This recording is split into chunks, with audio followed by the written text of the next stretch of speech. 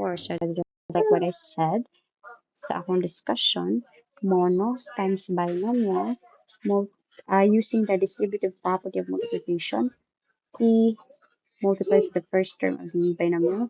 And again, the monomial na po may hatag mo sa second term of the binomial P times the second term of the binomial. So, ato siyang simplify first before we decide if it is quadratic or not para ma-make sure na to kung ang highest power niya sa polynomial or the highest polynomial degree is only 2 or budget wala may more than 2. Okay? So, we have to simplify this first. P, pareha sa first part sa inyong exam, apply man gyapon to nga always multiply jud una ang sign. But in this case, positive man na sila. So, still positive lang gyapon to din makamu-proceed pag multiply sa iyang coefficient or constant or numbers.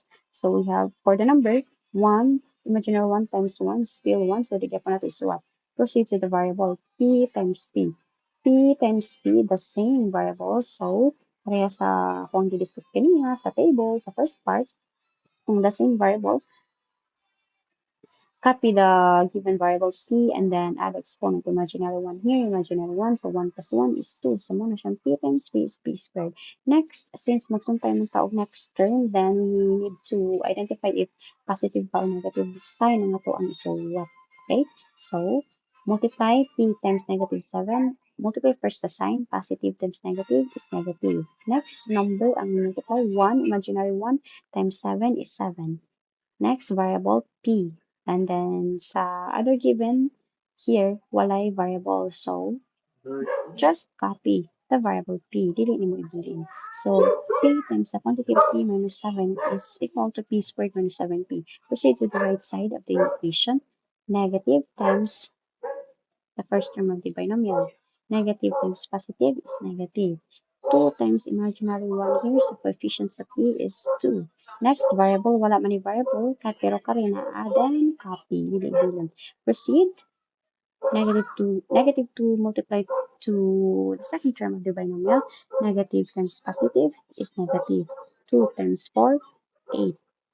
And then, pag check mo, wala may variable both, then, wala po kay variable ng isuwat as isa na siya. Next, kani siya, ato ni siyang rearrange. Wala na parenthesis na nakita na to. So, rearrange na natin in standard form. Remember, the standard form of the quadratic equation is a x squared. Maguna ang quadratic term, followed by the linear term, and lastly, the constant term.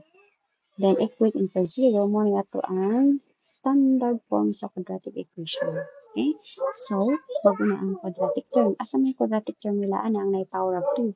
No other than P squared. So, this is what na si P squared. Next, the linear term, kanang na power of 1. Na variable na power of 1. So, na variable si kani, negative 7p, and also here, negative 2p. So, ako siyang isunod pagkasupat para ma-identify na to, makaroon to, kasi ito pang combine later. So, since the negative 7p na nasa left side down, just copy including the sign negative 7p. Next, isumpay na to ni isa pa, ka-term na ay variable ni power of 1 or the linear term. So, negative 2p. Now, sa negative 2p is naman sa right side. Remember nga, ang equal sa mga nakaseparate sa left and right side. Since naman siya sa right side, ato na siyang plus paron ibalhin sa left side. Kaya remember nga tanang term sa quadratic equation na sa left side, walay mabiling sa right side. So, kining negative 2p, ibalhin na to sa pikas sa left side, mahimo na siyang from negative na positive, then 2p. Next, wala na may lain nga linear term, proceed na ka sa C, constant term, ang term nga walay letter. Walay lain kundi sa negative 8, but si negative 8, gikan po siya sa right side, atong isang suppose to the other side, from negative sign, mo siyang positive, sa positive sign, then 8. Okay, then, manamantan na suwat, equate into 0. So, next, ang similar terms, dapat na itong i-combine. We have two linear terms. Ang ato na siyang combine. Okay na si quadratic term na p squared.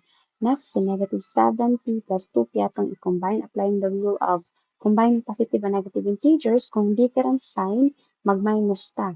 And since different man ang sign, kung sa may sundong na sign, magbase ta sa sign sa larger value between 7 and 2. the larger value is 7, and then iyang sign is negative. So, kano itong i-follow? Negative. Then again, subtract 7 from 2, 5. Then, of course, copy the variable. P, dili ka mag-add sa exponent ha. Kawa ka multiply sa variable, the combine ra ta. So, just copy.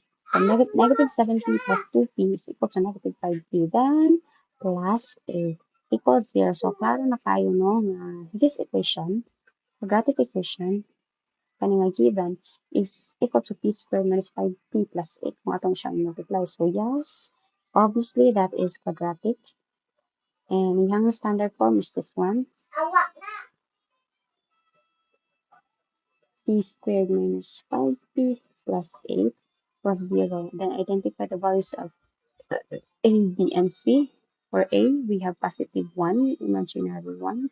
I mean, imaginary positive sign. Then b, coefficient sa linear term, negative 5, include the sign, palihog, para dili ma-minusin. And for the constant term, c, positive 8. So, 8 remove the time. So, imaginary na si positive.